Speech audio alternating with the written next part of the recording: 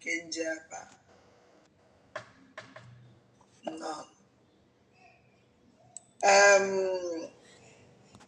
O nwere ihe nna achọ mana amaghị m eche na m nwetara ya. Ama m ahapụrụ m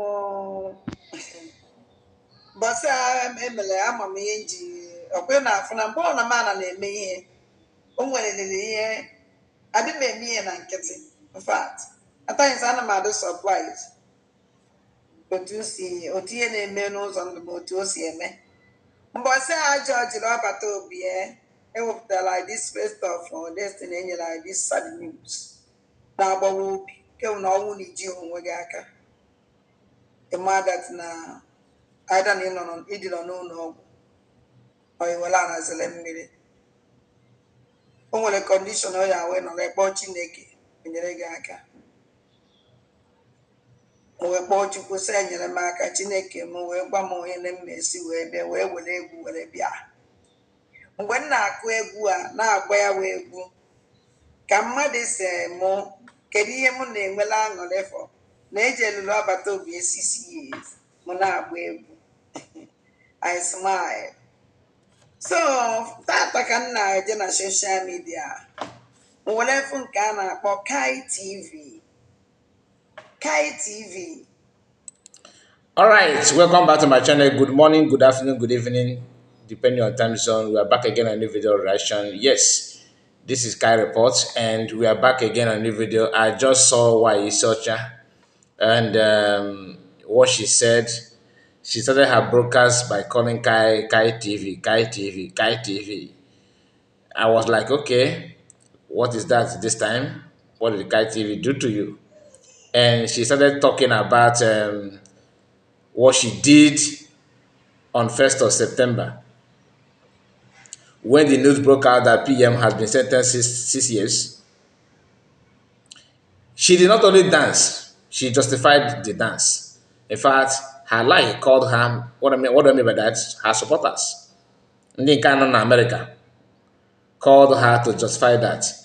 But it did not end there. I'm here to respond to some of the things that she said. Pay attention. Please, before then, like the video and subscribe to the channel and give me your ear. I would like to read your comment on this one. Because so that I say threat in the life of money.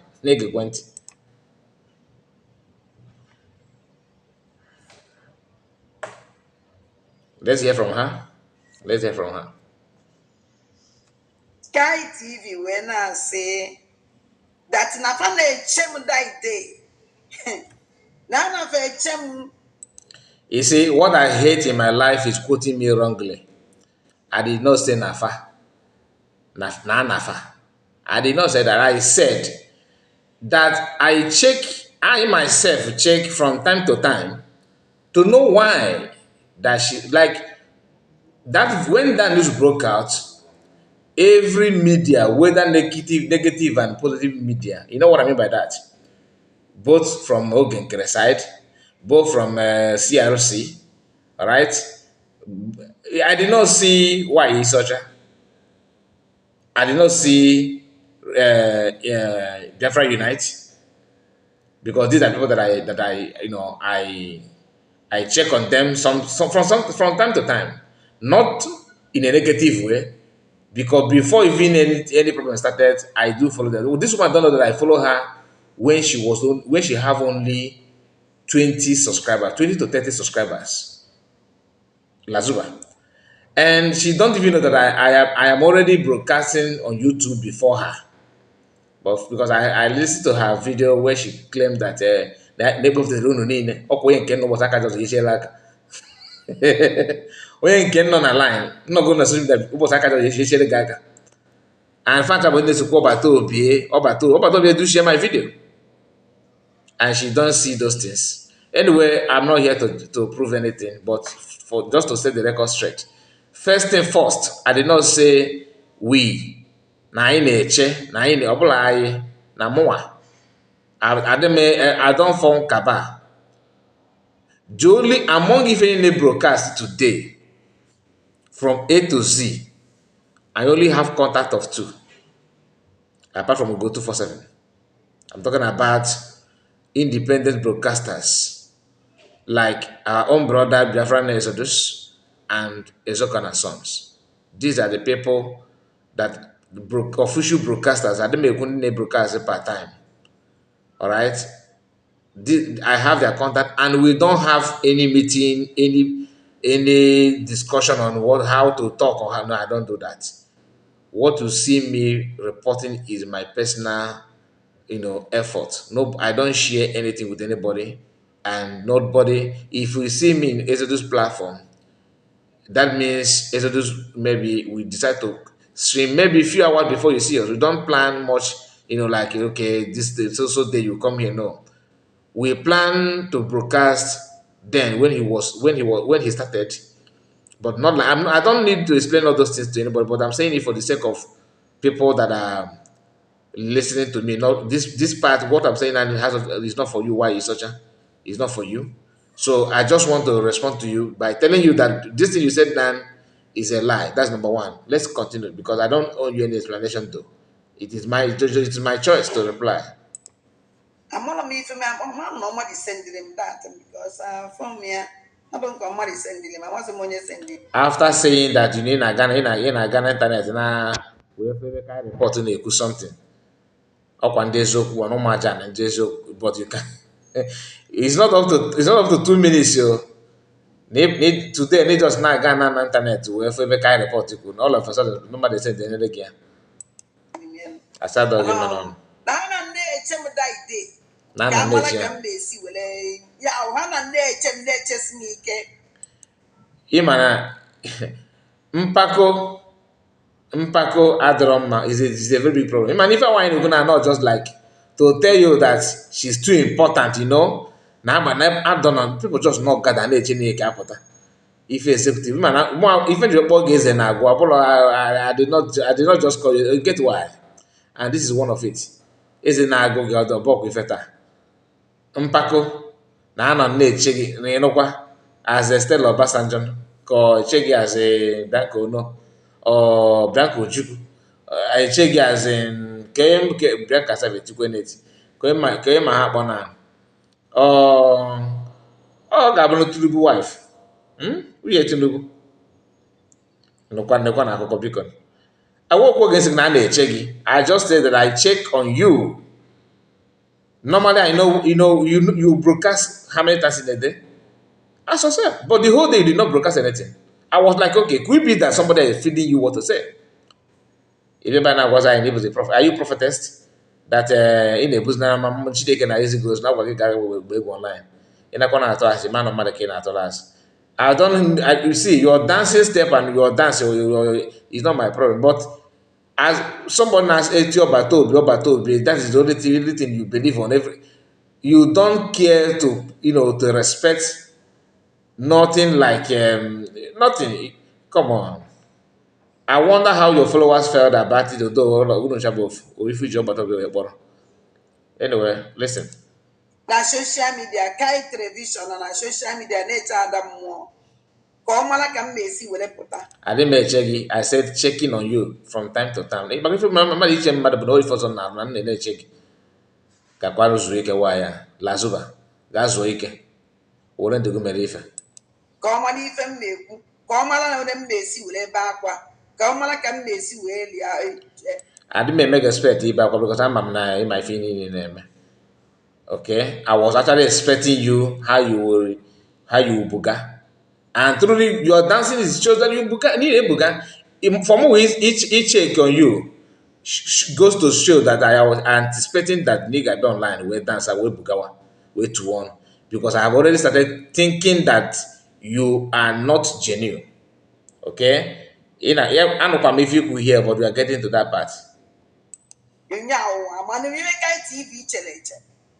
I don't know. I just now. I don't know what else you want me to say. Please, my people, like this video and let me know. Let me know what you think about it. Good morning to you. In case if you are watching this morning, good afternoon. Maybe you are watching throughout the afternoon your time or evening. Please accept my greeting.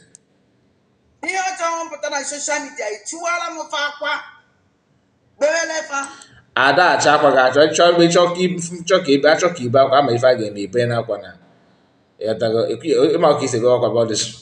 Don't mind me. What if you game? Why?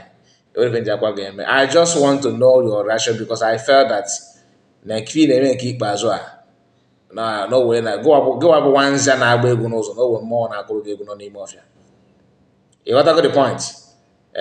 So don't get it twisted. Hey, well, anya mmiri m je tinye na were eme propaganda. Lasuba general. Mana nke bụ eziokwu na ịmụ ihe mpaka dịkwa gị na-arụ ịghọtago otu isi na ọgba busa nọ n'ocha na ife otu dị ka ikoyi ọrụ ka ị na-eyi nuzu 8 ndị Sudan as ike gụrụ Sudanese woman. I want to know your response on that Sudanese, although we are coming to that though maybe on this video and the next video because obviously of course we're about to go to very important here beside Lasuba and come that party na ya anya mmiri ma ya atụzi na ife gbasara njem eke onu ọsọkwa anya si wute m Chineke m na-ehi ilu m. My boss? Now, God take you on the minimum the mother day. The truth is that you are now realizing that you're not if you know what you are doing now is damage control. Imana egwa fibra about that day. In our time, all the Godona guy if first day, but second day chite. So come make mata na mo na yata na ya mo de kona de tin yata. If the first day, but second day. Google ni na get your response. Ịpụta na agwa man on a farmer that if I game. Oh, on a farmer if I game. You said it now. If I say I can agwa say na ọtụtụ na igwa chiga wa ga gba egwu na Lasuba. Thank God na a politician. Ụdị gị kari na-ebu duwe ka na-esi ebu ego ndị mmadụ. Ọ ibu ba ụta ikọ bulu onye tụọ ga aka ụta iwere prison we settle the person. Not knowing na Kai TV na all the useless people ya na ya abụọ m na ndị useless adị emekọ ife abụọ m gwa nọ na-abịa igbopụ ịlachakwa ị na-aghọta your gang bụ ndị na-agbopụ alacha from far back to far deep now from ọ ya bụ ị na-ekwu useless ị na-ene na akụkụ na ife ndị gị na iji wee gbowe gị ogige ọ ka ị ga na-ekwu useless do I look like a Kaba member to you? I do not in a Kaba. In a build unu chana build team nshi na unja one them mad. You are the one surrounded with in the if anana akwa soja na kana so girl. Ka imata kwa na mo let's come if and what go. Boy I ka ndị joke across Libya and the gonna ka side that. But it may be na get though. So I will have and the useless people I know. I don't make me feel with the useless. You can achọ ndị a na-hapụcha ha lachakwara again. Ị na-ekwu useless, you keep on, you just focus on them because on that ịma ndị ya awụrụ useless. Uche gị dị ya because ịma gị na ọ da akọ n'ebe o si apụta. Ọ ga-ete oche ikikwa ma na ma ọ bịago live. Ọ na-egetekwa chekwe ka ọ ma na ma ọ bịago live because ka mara nụ because ọmụnwa ihe emere m. Yes, nnukwu ihe. Ọ bụrụ ife mere gị nwaanyị na achọrọ m maka isi celebrate. Ị na-ekwu na ife mere gị if I can put in if again if you don't asking not disappointed I just put it out there that you are celebrating because I anticipated that you do it and you did it.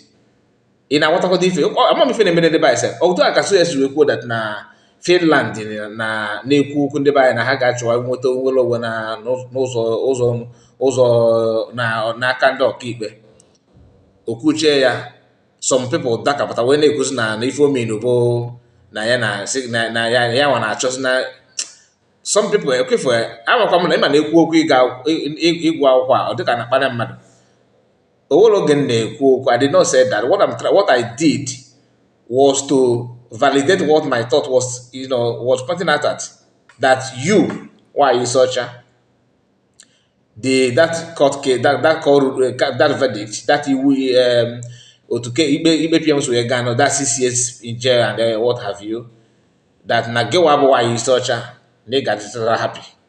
I was checking on your reaction how you came back celebrate every event.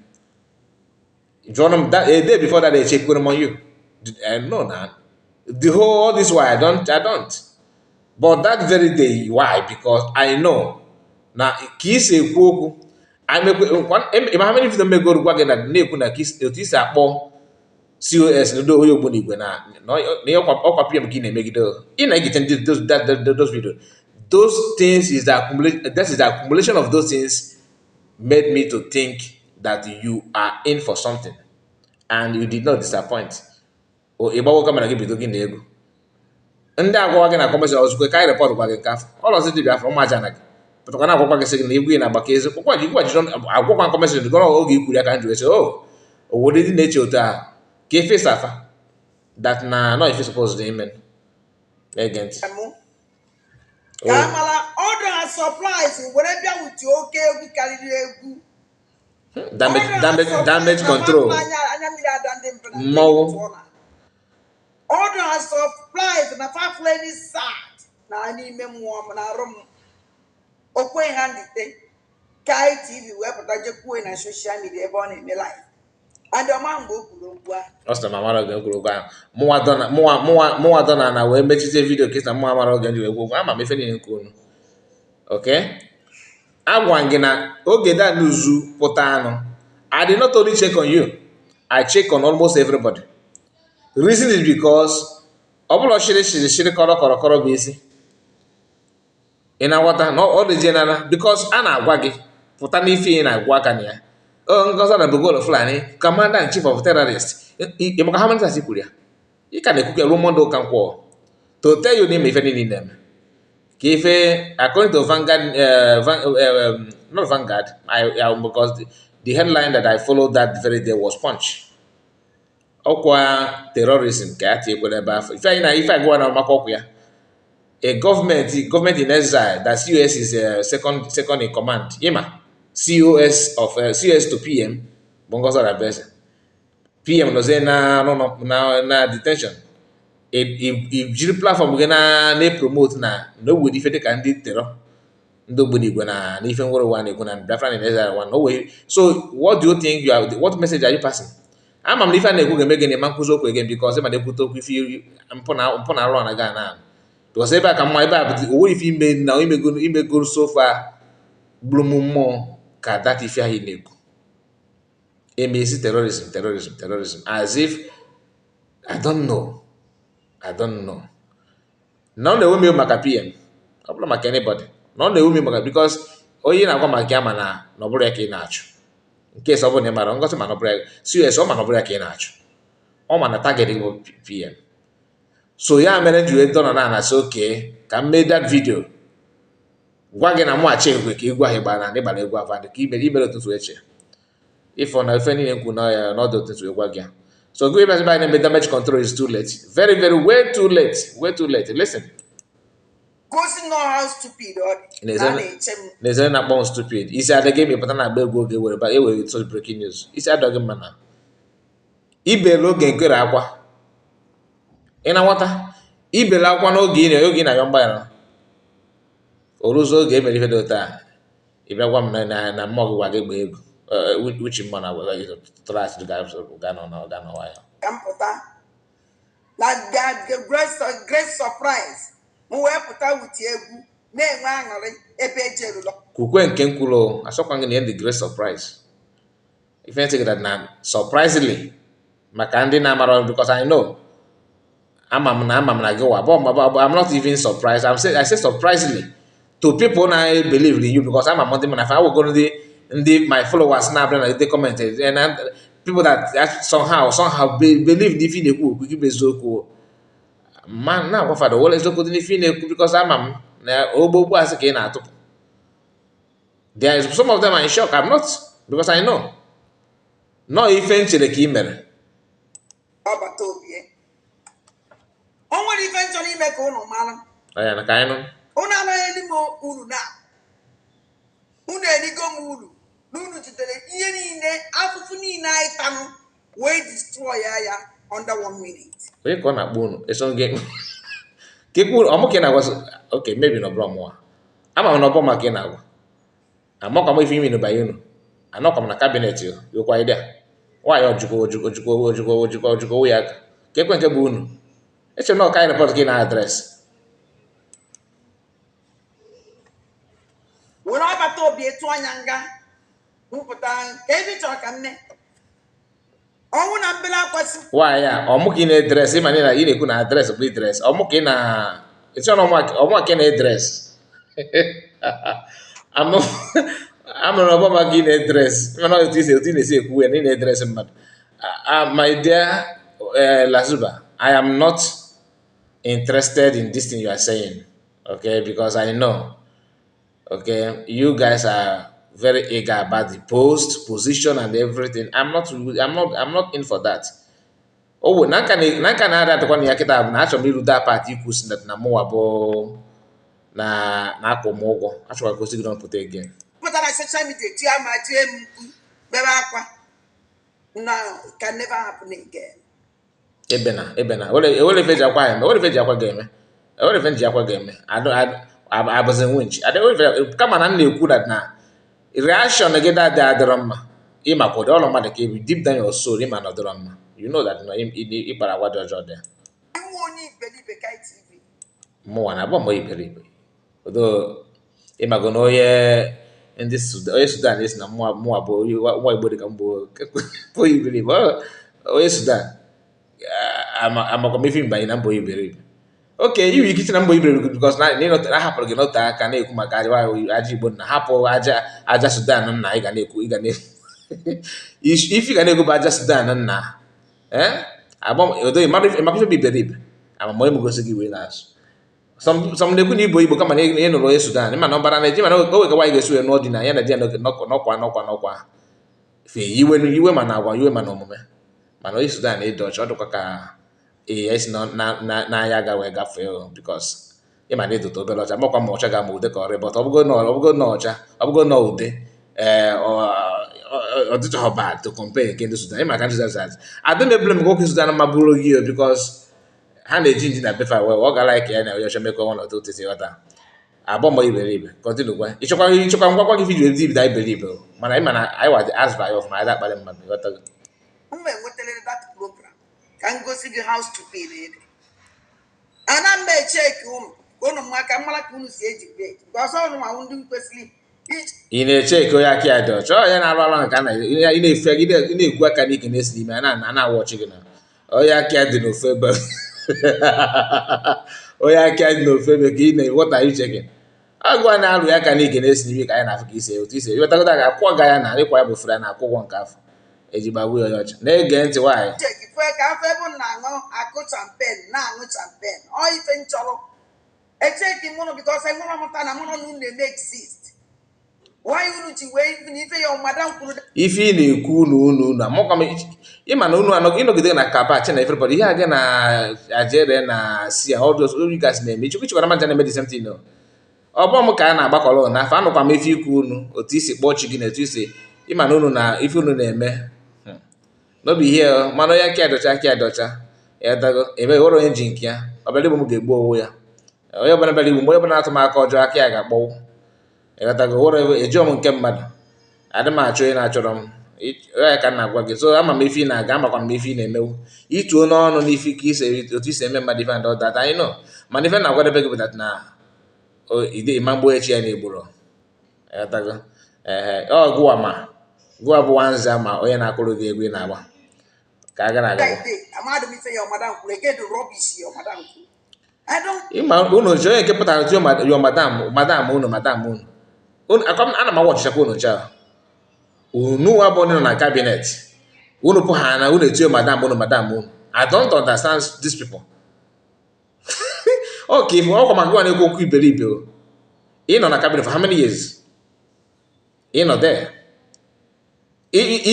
oge so push begin now outside itio madam unu ọgụ unu madam unu I don't understand some of you ọma ga-agwa gị madam ka ọ gịnị a na-agwa gị ife mere eme ị na-ekwu madam ọ dị ka CS bịara ebe ime ife madam a na-aka na-ekwu ife madam ọ dị ụzọ iberibe ịrụ danụ mere iji wee che na everybody bụ madam ife a na-ewu obodo gị mana ị na-efu na ọrụ ife niile nkwere ba na aja na ka ndị ji wee kwuo ya right ọfụ ka ịghọta ọfụma ka abụ na imisiri ka m ofufe na ife niile nke unu and I believe that it will go down well with my followers because I know many of them prefer language that they will understand. But for your sake, go to two guy of Makanjwe, to more for Aswa.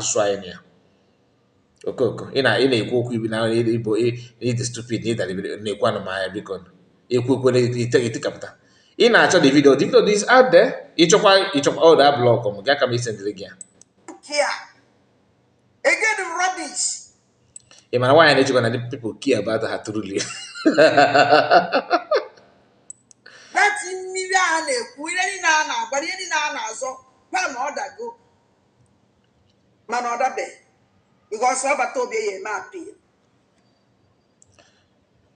ọgbatabe ga-eme apịa n'aka ya ka ebe ịkwa ọ CRC gị ga-emezi apịa oke sorry ikuku na ịma na o were ịma idigbo na esomit leta n'ọfịs ya ikukwara ka ịtụpe ngụ gị sọ ha ịma na a na-atụ ugbo gị mbọ dị gị ka na ọya ha mana amara ebe na wee kekọ ya isi ịma na ihe chi na amara ebe na-ekekọ dostit isi abịa oge ị gara protest ịma na isi na oge ị gara riot sorry ọ bụ protest oge ị gara riot na Finland o wee one paper kwụọ iwe wee yewe ọchị bịakwa ka ịghọtago ka gị na akwụrụ so epichi nwoke n'ọsọ mmewe ịchịwa ọchị iberibe gị onye nyere gị akwụkwọ afọ akwụkwọ ụmụ aja na ajụ gị ochetekwa bigodo ịma ka o si adị na ị ga-asa ka onye gị akwụkwọ afọ oke ikuku na ga-eme apịl you know see your life ọbata obi ya eme apịa ọchị niile ọnụ chịrị o nwere ike ịta ọnụrụ na agwa ọgwakwana onye chịrị n'ezie na onye na-ekwu okwu na-achịrị ọchị onye na-achị ọchị iche na ọbụ maka ọbata obi ka na-ekwu okwu ife na akọ ọ hapụ gị na-eme ife na na-ekwu na bịkọta m na su esi karịrị gị ọ karịrị gị n'iru n'azụ adị ma ọ maka ọbata obi ka m ji ya ekwu okwu ọ bụ na ọ bụ maka ọbata obi ma ntụpụ oge on knife because ụbọchị ọbụla COS kwuru ụlọchara lọta kwune weta aka ekpe ọ ghọtara ọbụla ọpịa gị ka ị ga-eburu hapụkwa ọnụ anị na ihe a gị na ọbịa ezi na fịtọrị ọnụ na ịntanetị ịma ka o si adị because onye na ife ilo that thing iji nke make you no go there a na-ekwu okwu asị onye bi n'ụlọ glaasị adanụ aga ọgụ okwute mana ịghọtara ọ nwere onye na-ebife dị iche ime nke dị ma ite oge ime nke ọjọọ agwa gị na ego si adị na mbụ na-achị n'ikpeazụ gụwa na-achọ ọchị agba ego vidio gị is there mepezi ọ na-asị na ndị ma na-achọ ọchị n'ikpeazụ na ị na-agwa onwe gị hie amọkọmọ dị na-eso waya to be honest with you ike gwụkwa ife a ji nnọọ mee ọ bụrụ m ka unu na-eche ka mpụta wee nye n'ihu n'otu ọ bụrụ unu nwaanyị ịtụzụrụ ọnụ eke ọgba wepụrụ na ihe ngwa ogwe na-aga enweghị ike ịma ma ịkọrọ abịa n'ime ife ogwu m aga na ihe ma iwe eke ọgba ya gị na ị na-akọ ọnọdụ aka che na otu a ka m esi wee pụta esi n'one ọzọ wee pụta otu a ka Chineke si wee debere m ya na njem a iwe zuzuru pụta na soshal midia na-ekwu na ị na-eche ka ịfụ m nọkịta iche ka ị ma na m abịakwara live your grand surprise efu with music itinye dị egwu bịa France ka m si wee na-akpọrọ egwu datara m na-eji blade ọmasịnụ the whole bịa France know me enwere hidden live onye mana it's not the whole Biafrans okay ịtara dokwe ị ga-ekwu the whole Sudanese know me the whole Sudanese know me why ga nọ lọdụ ọ gị na-emede gị ba ọ chere akwụkwọ ọcha ka oge na-egi dị iji adịdị ha ka ekwu that branch at this one now na the whole Biafra know you with the good thing or bad thing or if you ga-ajụ kwesịrị ịma ife jụọ n'onwe gị the whole Biafra know you as a good person a good or bad apart from obiezi na ndị ọdịka ọ dị na ndị nna amaghọkwa ma echikwa echiche ọfụma achọghị ịkpadị mmadụ this morning biko unu jiri ya nwayọ unu atịna m okwu n'ọnụ nwere hidden life ya wepụta ya enwere secret ihe niile na-eme nọ na social media jem niile nọ na social media ogwumaga na ewere secret ka ebe so wepụtasị kọlọ niile ọ na-acha ka ege bụ na ogwumaga na ewere secret ka eze post amịpụta kọlọ na-achawa kọlọ ịma na ibu na ogwumaga na isi na ebu iwu secret ka eze ebe isi amịpụtasị kọlọ a niile isi from secret box gị na nwayọ makwa dị ife bikon batala for how many years now nobody will come out to say na ife nwetara ị ma na nke bụ eziokwu na owere ga-ekwu ife imegoro achieve yes na owere ga-apụta kịta kwuo one good thing imere achieve na that years niile na anyị na-amịgharị ọnụ na ya na ife a ga na-ekwu bụ ife ọjọọ niile si na ahụ wepụta You would okay, can one again be yana? Nke ka wele nso ka mmino ni watago. Ịpụta na wee kwuo that na PM called you. PM called you. Give follow back. Okay, fiku. Oh, fiku now. Mana ịbịa kịta na asa na-ese ekwu na nke bụ na PM were only message ọ bụ na PM. Ọ bụgodị ma voice note. Ifụlụ na ọ dịkwa ka ịtụrụ akwụkwọ ọ dịghị na-atụ akwụkwọ ọ dịghị ịtụrụ akwụkwọ because the level of lies and propaganda in a dish art is shocking, to be honest with you. I don't understand your style, but let's continue. Let's continue. I just want to react on your video as spirit leads. I don't want it to be like I'm harsh on you, but you deserve to be harsh on. But I have to calm down a little bit. I don't won't, because you can't get it. I am not interested in those things you are bragging about. I don't know how long you want me to say for you to capture what I'm saying. I'm not interested in Inebo, you are chameleon, you are echo, you are python, you are viper, you are cobra. It's not my business. Oh, if any my church believe we're gonna go Borona. Yatago, choice about that, chara the fresh. She believe as echo, but nepota piagia, or if also because all of Ijika, common anagi. And the man ikwu na ego ma itoyu na eke bụ highest agwana giga check ife a na-akpọ soja ant ijere check ife ijere mmiri ọ na abụghị ada ma aka mụ na gị na gị na-akọ ada m achọ gị okwu my God live it, the God of Abraham, Isaac and Jacob, the creator of the whole universe ọpọkwa earth can take the whole universe. That mmiri anyị na-ekwu ya kere ya no eke gị anyị na-ekwu ya maka ya ọchọ ka ọkpọwụọ agwa ndị anyị ya ọ Chineke na-eme ọbụla mmadụ so gaa nọ n'ala abrag is na wet if ị ga-eme mmadụ what if you are just a dust. Possible on hidden life. Otu and can ya otu anyị from efutagom. Otu anyị from na otu anyị from n'ime. No, but I'm not asking about your inside. Why am I not giving? I am not here to do those scanning. Scanning my mug mobile. I am not interested. What I'm saying is that you coming out constantly telling Biafrans that POS is a terrorist and this and that is an issue. You are inducting PM. That's the issue. That's why I have to check on you to know what will be your ration after promoting terrorism using your platform. How long do you want me to say it for you to understand it? I don't know how. I have said it in Aswajan. I cannot quite repeat. Even on them coming again a for life. But why is Ocha? Ghana Road. Okay? Ngozo Rabeze, Chief of Commander of Terrorists. A question, oh, you are fighting for your madam. It's not about madam, it's about PM. Okay? It's about PM. On I can't madam. You need to avoid this nonsense you are talking about. And even if in a Baba Saga, it doesn't hold any water. Each and every no able to work on America. Each and all sad. America hapụ gị bụrụ ogbunigwe obodo na-asọ ogwe obodo nọ n'ụwa na-achụdo ogbunigwe ka America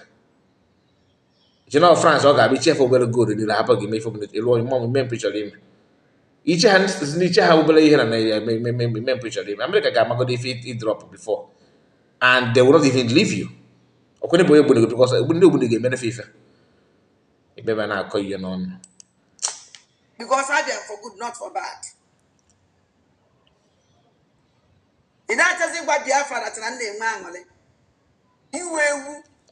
Ọsị na a na-achọ na a na-agwa video is out there ka na-ekwu na a na-achọ why ọ dịkwa ka ntị gị just for fancy ị na-ekwu na aba ntị gị abụ for fancy ị na-adị ka mmọnwụ ekpe ndị ezi mmọnwụ ekpe keke ife na-emere gị dịka ife a na-akwụrụ ogene a na-agwa gị okwu na-ege ntị nwaanyị ife ị na-ekwu na-eke o si dị not the wrong. Oh no, na-eme mmadụ ji akpali unu but I don't know what is wrong with you. I don't mean to insult you but you are insulting yourself. Kwuo n'ife ịchọrọ ikwu na ka report ewu ọkwa ka ịchọrọ ikwu gee ntị. Kedu ife ime since ejidere awadida agbata obi or protest ka ime Emma riot because go emekwa protest if you ga riot. So both of us eme protest. Did you protest? The answer is no. If he may riot, all of go Finland for riot. So are we not? Are we on the same page on this one? Neighbor attack, you why yourself. Instead, if you content creator, Original content creator. Why are you kita original one? Can't give propagandist. Eh? Can't give now magali from group to group. From Omajan to Men on Ground, from NJ to four back to four deep now to Lasuba Republic. Under how many months? Echegi leadership in the Osembewa. We man ne will only for you na lives aki you know. ife dugwu mkpa wee gaa na atụrụ gị ife dugwu mkpa wee gaa ngozi na-apụ ị gaa na atụrụ m ya ebe a ka na-echebiri gị onye tọrọ m ego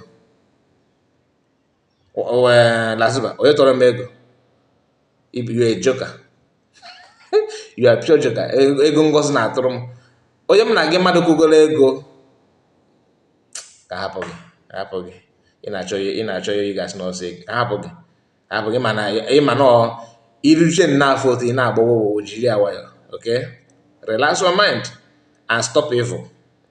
Stop evil. It will go a long way to help you. Shame on you.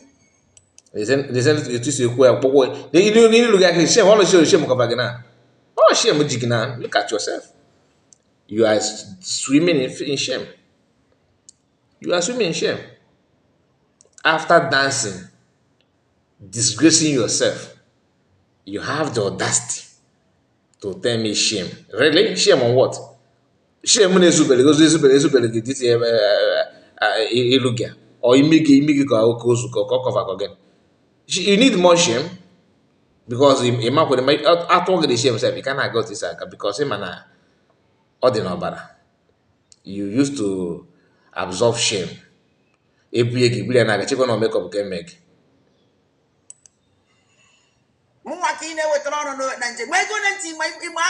Sacrifice. Yeah, I don't know. You travel from France to Finland to organize a riot. Make a riot na bende Finland habari get okok. Eat your Lego na kwale all of gwara na akọ $400. Ikuko na ka go aside ko kwa kiku won so. You gakwa no land. Iko kwala aside eat your na ran. No we kai fon na ran. Gakwa dizo ike why. Eating my health. I put everything. Your health? How? You donated kidney. Okay. Hey, God, I beg. Okay.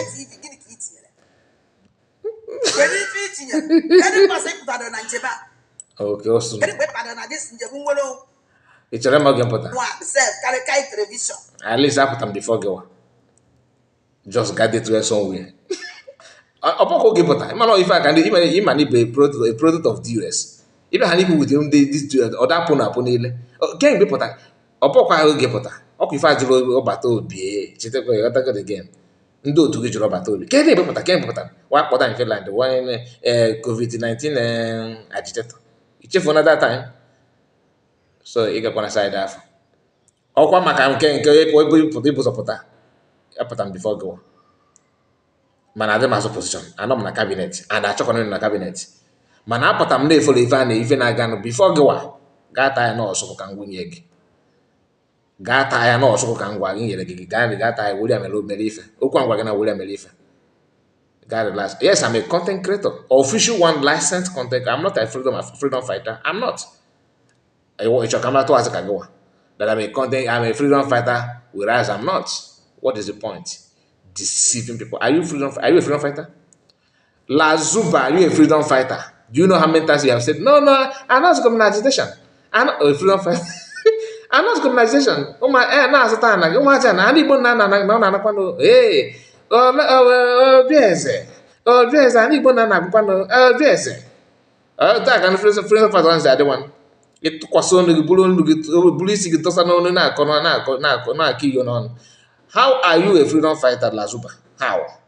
Freedom fighters that cannot even differentiate between self-defense and war. You don't even know the difference.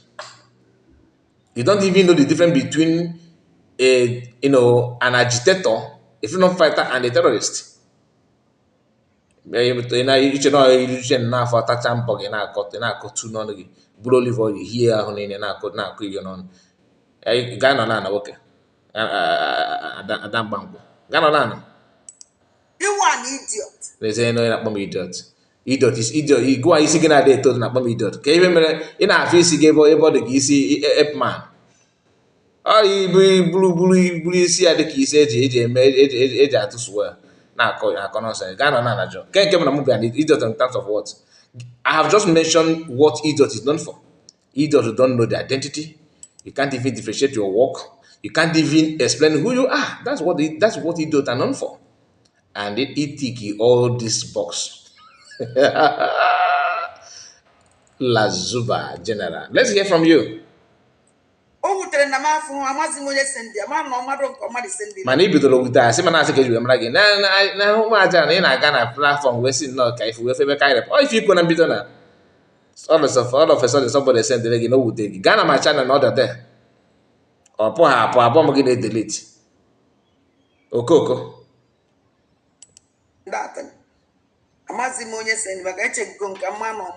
Please like this video in case if you watch it up to now. Like the video. Like the video.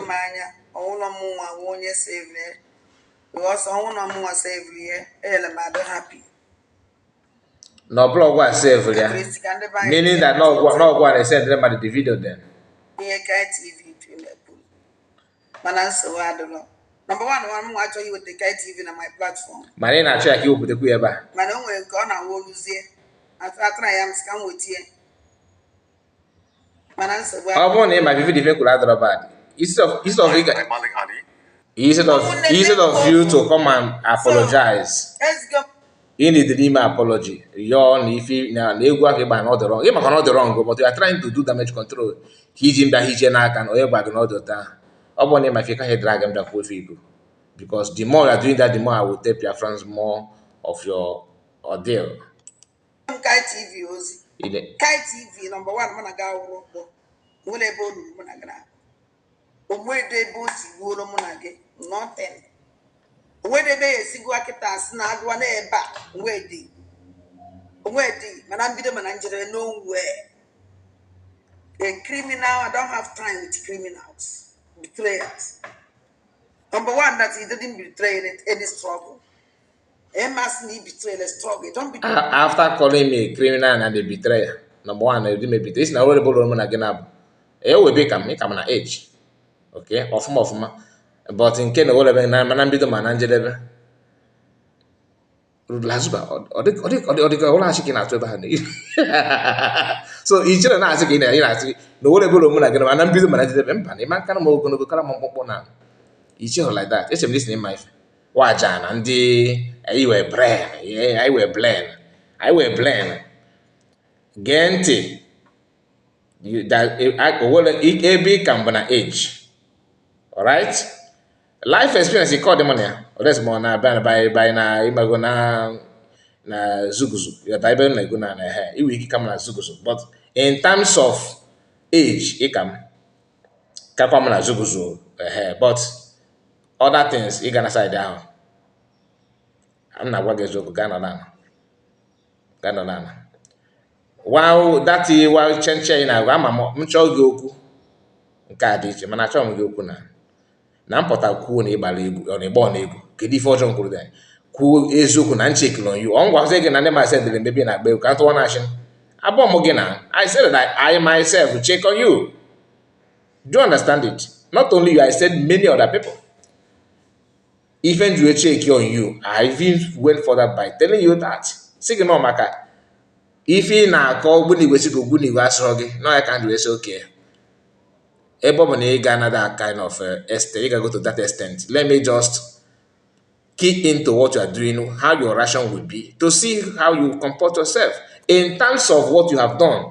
Kamama, that ife anyị na-eme ka ebe ụlọ ife ji ejide PM na o mere ma ị na-ewekwa ọgwụ pụtakwa na-ewekwa n'ọgwụ kedu izi fọjọ mere na ya ọmatị ya n'ịntanetị na ntị si na ndị na-eshie ya ife ishie gwana ya on platform. I don't understand you. As if Namda Nebi na sao naked record or nakedness is to on social media. No. The video on your channel is what I just shared. React on it. A for your camera. Jukwelia why your chekwe before you cool. Anyway, you have right to say whatever you want to say, but you couldn't come everything. I don't know what an ambo chukwabom. I'm not God. It's not come everything. You're God. Is not bigger than my God. My God is not. You can't compare. Now one more in efe, one while sapla be in a pagari. I know Muguna Gabolo, I know mania. Even nefe Buchuku Kikabiama, God of creation, the living God, the one and only true God. I can nefe. I didn't make a yellow sapla. Okay? I don't make a time, but I'm gonna back over where I want my remember the fortune. I am not like you. You can see you are different. So don't go there. Ama maybe feel me by now. They come everything. Really, you catch in the kekele madu ke we can do can you go to sun? Lasuba. Even your God cannot go to sun. That's if you're in a paradigm, he cannot go to sun. So relax. Because you know that the struggle. It just but after K literature and struggle. I go. He will. Kiamata betray is struggle. I'm going to PM do share my video. You know, on media or share the I'm just reminding you, Makane man, matter of fact. I can't wait before you go to check where you are for. Obviously, I don't make a bawala from bad, that from Baja. I can't get yes, now, because I did not permit you. Don't try it. And kine megwe, it's going to Adama, Anama. But even now, what people, they come everything men can men cause on. That is, you have right to claim that, but I'm telling you that they can't match. All right, you can't. So one person aga ị na-eme jide ya ga-abụ ijiji na-egbu na abụọ m ijiji. If you don't use mụnwa wee deceive, but onye deceive onye use mụnwa na abụọ gụnye ka a na-asata, but I have to respond to ya ma na some ndị be anyị ndị na-ege m ntị will be like, Kai report, you don't need to explain yourself to this woman, please. I know, but I have to. Thank you. Do you see? So Nwayi when you get a sabo because he didn't sabotage anything. Thank you for saying that. The struggle. Thank you so much. I'm not in the struggle. Thank you. If one man again in a motor, I can next one look. I mean, a motor, I'm a next look now. Kelena TV, when we keep my sabo. Okay. Kelena TV, I will sabo. Thank you for saying the truth. Just God bless you for saying the truth alone. Thank you for that. Struggle. All this useless media. Man, Oboka say God bless you. Oboka God bless you. Na run in a lumbana. He will not have a co nonsense. Man, the man didn't send any kid send when the kid send the good and they can have a you come in there, which a gedia. Which a gedia. Man, I got Pocomakia. They are not sabo. They are not on a struggle. Anyway, my people, thank you so much. I don't think we don't need to, we have come to an end. Let us just leave Lasuba. Lasuba, I have responded to you the way you said you respond to me. Well, I don't mature Madoko. The only offense, if you could offend, because na ekumezo kudu n'ife inwe. Maybe I na agba na name one or two things.